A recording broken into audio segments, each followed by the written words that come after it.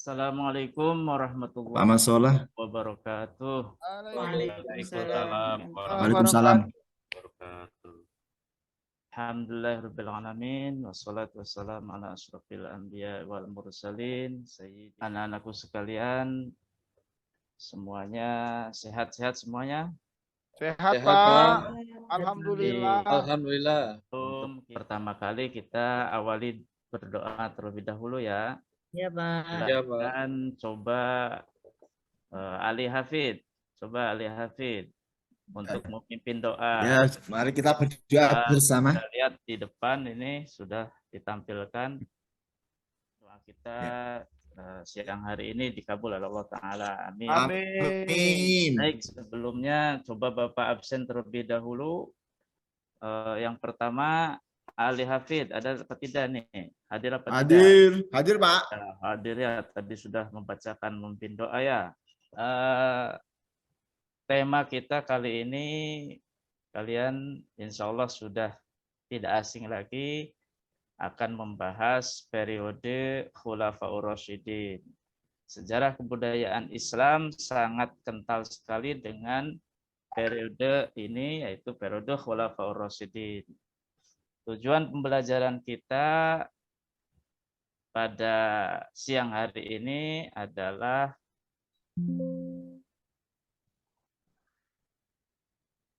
menganalisis peristiwa yang terjadi pada masa Khulafaur Rasyidin sebagai inspirasi dan teladan dalam menghargai serta menghormati perbedaan pendapat. Tapi kita akan fokus kepada prestasi-prestasi yang diraih oleh Khulafaur Rasyidin. Sudah siap belajar anak-anakku sekalian? Ya, Pak. Ya, Pak. Ya, Pak. Baik, kalau sudah siap belajar, coba Bapak ajukan nih satu pertanyaan tentang. Saya aja, Pak. Oke, siap Pak. Apakah Khulafaur Rasyidin itu sama dengan presiden? Coba Basarudin, katanya sudah siap. Begini, Pak, kalau dilihat dari kalimatnya tentu berbeda, tapi kalau dilihat dari artinya sama, Pak. Khulafaur Rasyidin itu adalah kepemimpinan yang memimpin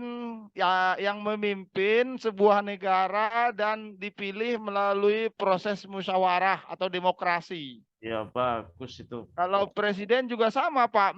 Kalau presiden itu pemilihan umum. Ya, bagus Pak Sarudin. Banyak belajar ya Pak Sarudin supaya lebih pintar dan berprestasi ya. Seperti Ya, Khulafaur Pak, Rasyidin terima nih. kasih. Ya. Coba barangkali dari yang lain. Hermin, ada Hermin? Ada, Pak. Ya, coba. Gimana pendapatnya? Apakah Sama, Pak. Presiden sama sama dengan Khulafaur presiden? Rasyidin itu, Pak. Oh, sama. Ya. Ada alasannya? Karena Khulafaur Rasyidin itu juga yang memimpin, tapi zaman dulu. Kalau presiden juga memimpin, tapi zaman sekarang. Oke, ya bagus ya. Kita dalam hal ini secara kontekstual, secara kepemimpinan mungkin ya sama-sama Khulafaur Rasyidin ya pemimpin, kemudian presiden juga pemimpin. Tapi mungkin tidak sama karena zamannya yang berbeda. Sehingga tidak pas kalau Khulafaur Rasyidin disamakan dengan presiden. Baik, kita tidak membahas tentang hal ini lebih banyak. Mari kita dalam hal ini siang hari ini kita fokus kepada pembelajaran yang ketiga tentang prestasi-prestasi Khulafaur Rasyidin. Kita lihat dulu ini ya. Peta konsepnya ini yang berwarna hijau, kita akan fokus ke pembelajaran yang ketiga, yang mana sebelumnya alhamdulillah sudah kita lalui pembahasan tentang latar belakang Khulafaur Rasyidin, kemudian kepemimpinannya, gaya kepemimpinan Khulafaur Rasyidin dan sebagainya. Yang ketiga ini prestasi-prestasi yang dicapai oleh Khulafaur Rasyidin. Baik, sebelumnya Bapak coba kalian bikin kelompok terlebih dahulu ya, supaya lebih hidup, lebih menarik lagi pembelajaran kita pada siang hari ini. Coba kelompoknya kita bagi menjadi 4 kelompok ya, sesuai dengan jumlah khulafaur rasyidin ya. Iya, Pak. Nah, coba kelompok 1, kelompok Abu Bakar Siddiq. Bapak pilih ketuanya Dedi ya. Iya, Pak. Ya, Dedi ya, siap. Iya, Pak. Kemudian kelompok 2, kelompok Umar bin Khattab. Ketuanya ini yang paling luar biasa, Basaruddin, siap ya? Ya, Pak. Ketua kelompok 2 nih, seperti Umar bin Khattab nih. Ya, Harus Pak. bisa meniru atau meneladani Umar bin Khattab ya. Kemudian yang ketiga, kelompok 3, Utsman bin Affan, Ali Hafid. Siap ya Ali Hafid untuk memimpin kelompok ketiga. Ali Hafid ada enggak? Pak. Wah, Ali Hafid ketiduran nih kayaknya. Ngantuk, Tidur, Pak. Kayaknya malamnya habis nonton bola kali ya. Coba yang keempat, kelompok 4, kelompok Ali bin Abi Thalib. Hermin ya, siap ya Hermin? Ya, Pak. Baik, kita lihat ini fokus pembahasan kita karena 4 khulafaur rasyidin ini kalau kita bahas secara mendalam ataupun secara luas ya luar biasa ya. Materinya termasuk banyak. Coba kita fokus terlebih dahulu dalam pertemuan kali ini 2 saja, yaitu Sayyidina Abu Bakar Siddiq radhiyallahu an, yang kedua Sayyidina Umar bin Khattab. Sudah siap ya untuk Ya, Pak. berdiskusi. Namun Bapak akan tampilkan dulu coba untuk dibacakan prestasi-prestasi Khalifah Abu Bakar Siddiq. Siapa nih yang siap untuk membacakan? Eko Subardi. Pak, siap, Siap. Pak. Coba Eko Subardi untuk membacakan. Ya, Pak Guru. Untuk menyebarkan agama Islam hingga ke negeri Syam, hingga ke Syam, ya Pak Guru. Nah, ini adalah memuat ajaran Islam tentang berdakwah. Berdakwah menyampaikan ajaran Islam itu, dan juga amar ma'ruf nahi mungkarnya. Kemudian yang kedua, memberantas kaum murtad. Nah, yang memberantas kaum murtad itu juga ini masuk dalam ajaran agama Islam karena kita dilarang untuk murtad. Begitu Pak Guru? Ya. Mungkin yang disampaikan oleh Eko ini kaitannya dengan materi yang tadi ini, yang tentang prestasi-prestasi Khalifah Abu Bakar Siddiq, diantaranya yang pertama menyebarkan agama hingga ke Syam, yang mana prestasi yang keduanya memberantas kaum murtad. Prestasi nomor 1 dan 2 ini memuat ajaran Islam. Tadi sudah disampaikan oleh Eko, ajaran Islam yang termuat dalam penyebaran agama Islam, ya, prestasinya Abu Bakar Siddiq ini sampai ke negeri Syam, itu membuat ajaran Islam tentang dakwah, yang mana dakwah ini bersifat amar ma'ruf. Ya. Kemudian yang keduanya memberantas kaum murtad, berarti memuat ajaran Islam yang bersifat nahi munkar, dakwah nahi munkar. Ini luar biasa, Eko sudah memberikan tanggapannya.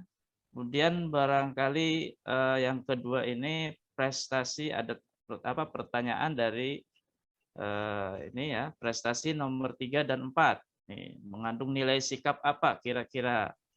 Coba Hermin, coba barangkali bisa menyampaikan.